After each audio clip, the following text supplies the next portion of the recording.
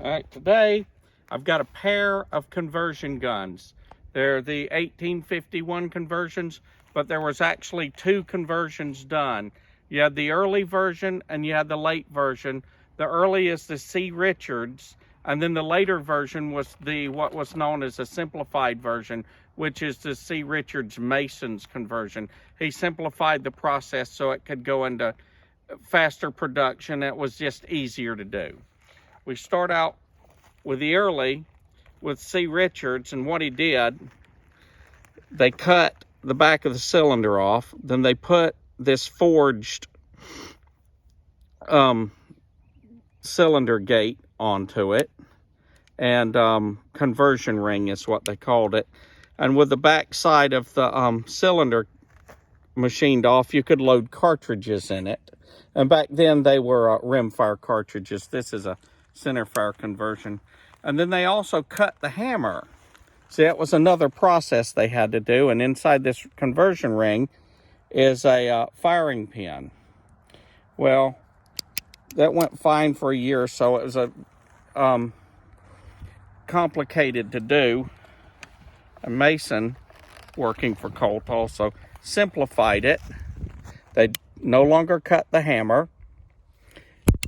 They kept the firing pin on it, and now it just had a hole where that firing pin used to be.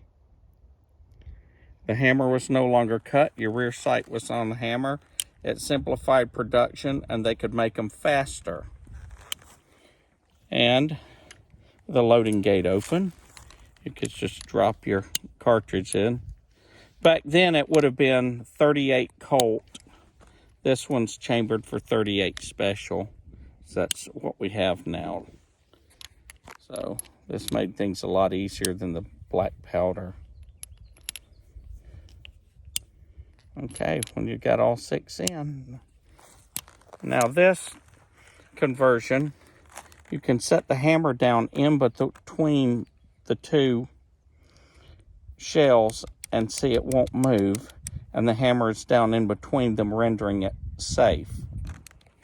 A lot of people don't understand that. They think you only need to load 5.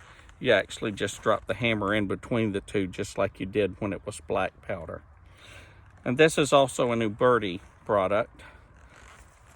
It's really, really nice. The other one was an Army San Marco, but they all came out of the same factories in Italy. Let me see if I can even hit the broadside of the barn with this.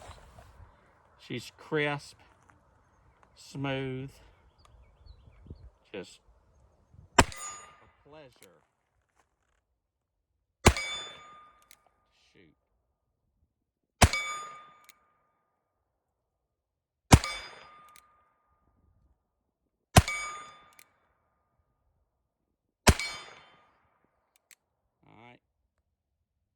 All right, we know it's empty.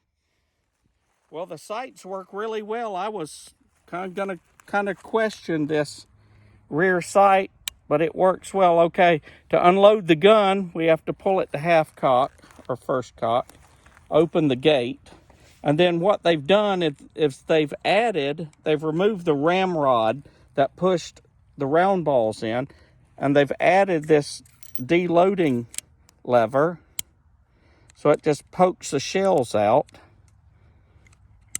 You have to get it in the right spot to get them out, or they will not come out.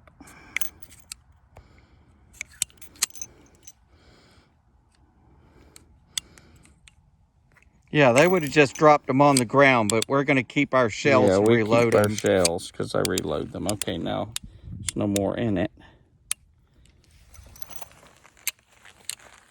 But that is a super nice pistol. They did a good job.